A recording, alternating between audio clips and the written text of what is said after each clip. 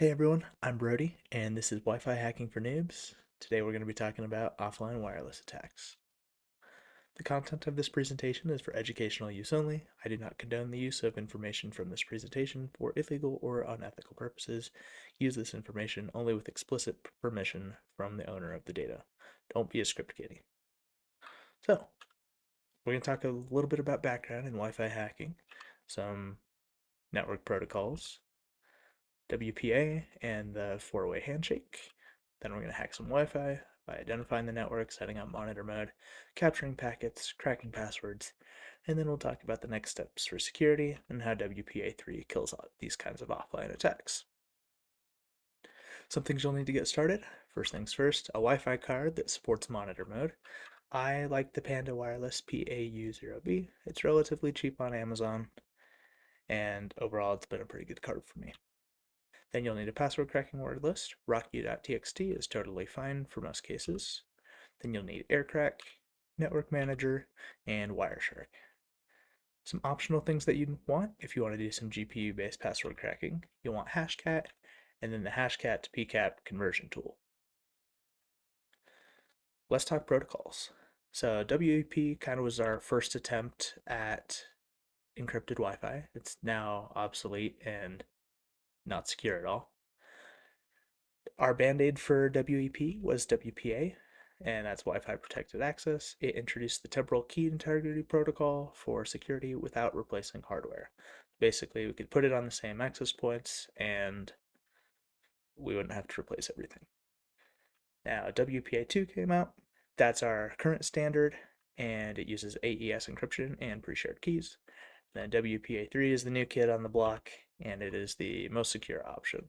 If we take a look at the right side, here's some statistics from wiggle.net. You can see that currently, as of this week, WPA2 is dominating with about 74% of all the access points, with WPA3 only about 3.7. And why that is, we'll talk a little bit later. But let's talk about the four-way handshake. Basically, what this is it allows us to have that secure communication between the access point and the client device, and that's the setup. So the way that works is the access point or authenticator sends an anonce to the client. This is just a random string of numbers, and it's used to help create the encryption keys and give the access point information such as the SSID. Now the client will send back an SNONCE, another random string, and a message integrity code back to the access point. This checks the integrity of the messages and sends the client MAC address and other device information back to the access point. Then our access point takes the anonce and snonce and generates encryption keys and sends these keys and the message integrity code back to the client, again, furthering integrity. And then the client will send acknowledgement back to the access point, and from here on out, the connection is authenticated and encrypted. So the first thing we want to do for Wi-Fi hacking is identifying networks. Network Manager is pretty great at allowing us to do this. For many Linux devices, we're going to use NMCLI device Wi-Fi list. The things that we're looking for here are the security protocol and the channel that the access point is using. So we'll go ahead and do that. So I'm just going to go over to my terminal, NMCLI device Wi-Fi list. It's going to take a second to go. But here we can see I've got two network cards on here. The one that we're looking at right here is the PwnMe network. The channel that we're hitting is channel 3, and this is running WPA2 security. Offline attacks will work on WPA2 and earlier. It will not work on WPA3, but we'll talk about some ways that you might be able to get around it for the time being. So, but again, WPA2, channel 3. Now that we've identified that, we can start setting up monitor mode. First thing we want to do is check if our Wi-Fi card supports it. So we use IWList. You can grep monitor to make it faster. So here's our IWList. I'll just kind of go through and show you the thing that we're looking for. So here's the top. Here's our interface 1. Kind of scroll down a bit. We're looking for a bunch of device supports. If under your interface you have device supports active monitor, then you're good to go. We can move on to the next step. If not, then unfortunately your card does not support it, and you will need a Wi-Fi card that does.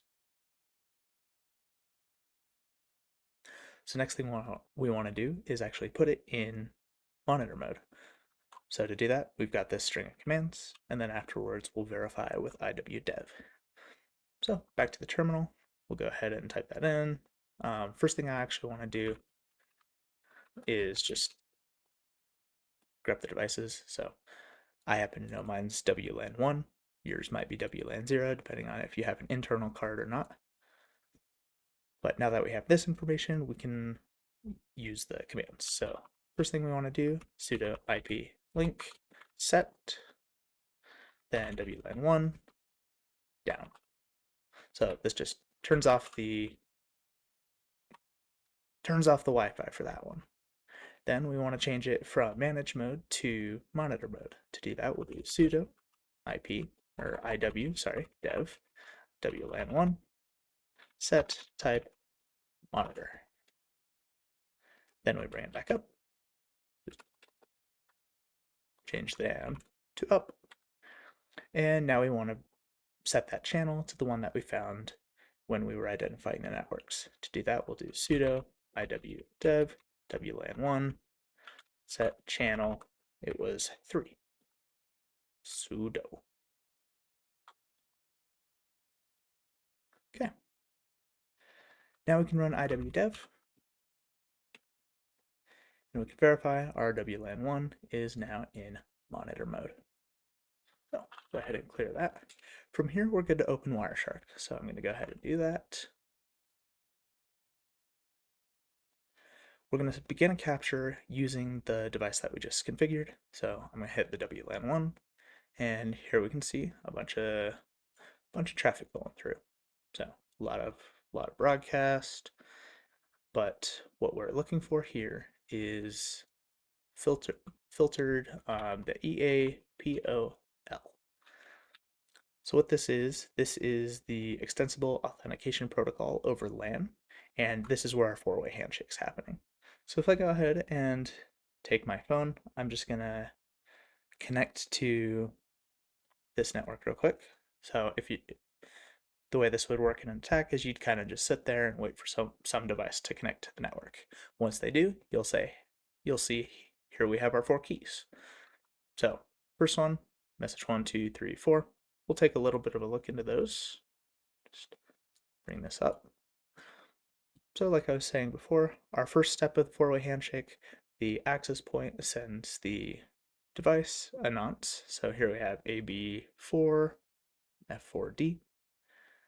In the next stage, the device sends back to the access point another nonce, and this time has that message integrity code.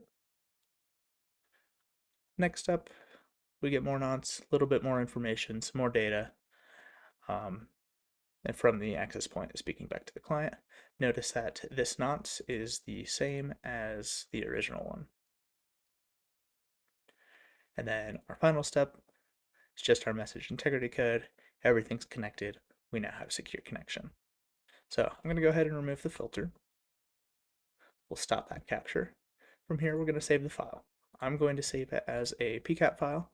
I notice Aircrack has some issues sometimes with the PCAP NG, and I'm just going to save it as capture.pcap, and this is going into my Wi-Fi hacking directory. So we'll go ahead and save that. Once we're saved, we no longer need Wireshark, so we're good to quit that. And I'll just list the files here, make sure that the file showed up. Great. So from there, we can start going into Aircrack. It's pretty easy to use. It is CPU bound and takes a direct word list. So if you are familiar with password cracking and like to use rules, we'll cover using hashcat in just a sec. It's super easy in just one command. We'll use aircrack-ng w to specify the word list, and then our pcap file. We'll go ahead and run that. Aircrack-ng w. My Rocky word list is in user share word list rocky.txt, and then our capture.pcap. Now we're going to want to specify which target network we're hitting. It's the pwn.me network, and that's the one that we gathered the handshake for. So I'll go ahead and hit 1. And now it's going to go through the list. It's going to take a second to get through there because it is CPU bound, but right now I'll take a moment to shamelessly plug my website. If you guys are interested in learning about password cracking, I've got a whole course right there. So you can go to brody.me, hit the courses, password cracking. So right now I've got my beginner courses all up there. If you guys want to learn Hashcat, John the Ripper, and Offcrack, I've got those as well as some labs. So if you guys want to test your hashing skills, you're totally able to do that. So let's go ahead and check on this. Okay, looks like it did it pretty quick. Looks like we made it about 13% of the way through the word list, but it found the password to be Aggie's #1. Great. But let's say that wasn't good enough. We want to use Hashcat. So faster hashes allows us to use rule sets. So first thing we want to use Hashcat and pcap-ng tool to extract the hash. So we use the tool, output, hash file, and then our pcap. From there, we'll use hashcat on the generated hash file, where hashcat, our mode is 22,000, and that's just unknown by the Wi-Fi hashes. And then A to signify our attack mode, it's going to be 0 for a dictionary attack, our hash, and then the word list. So we'll go ahead and do that. So output hash.txt and capture. Okay. Then yeah, don't worry if you see this error. This is just because we saved it originally as a pcap to work with aircrack. It prefers pcap-ng files, but it should still work. So we'll go ahead and look at our hash. So I'll just cat the hash file, make sure everything looks all right. We've got WP802. Once you've done this enough, you kind of recognize like, hey, this hash looks good. But from there, we're able to use hashcat. So I'm just call hashcat. Our mode again was 22,000 for the Wi-Fi hashes. Then our attack mode is going to be 0 for a dictionary attack. Hash.txt, and then user share word lists rocky.txt. Okay, we'll run that super fast, and boom, done already. Insanely fast.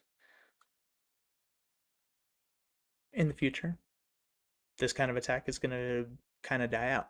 So how this happens with WPA3, pre-shared key is now replaced with simultaneous authentication of equals, and the password is no longer shared in the four-way handshake. The access point only gives you one shot per authentication attempt. You can no longer extract it and then offline crack it. Everything has to be done one time with the access point. However, Wi-Fi hacking isn't dead because weak passwords will always exist. People don't like to make strong passwords. And transition mode will be around for a while. There's a lot of legacy devices that can only use WPA2, and the WPA3 transition mode allows those devices to kind of bridge the gap. But that is Wi-Fi hacking. If you guys are interested in learning more, leave a comment down below. Thanks for watching. Please like and subscribe. Bye.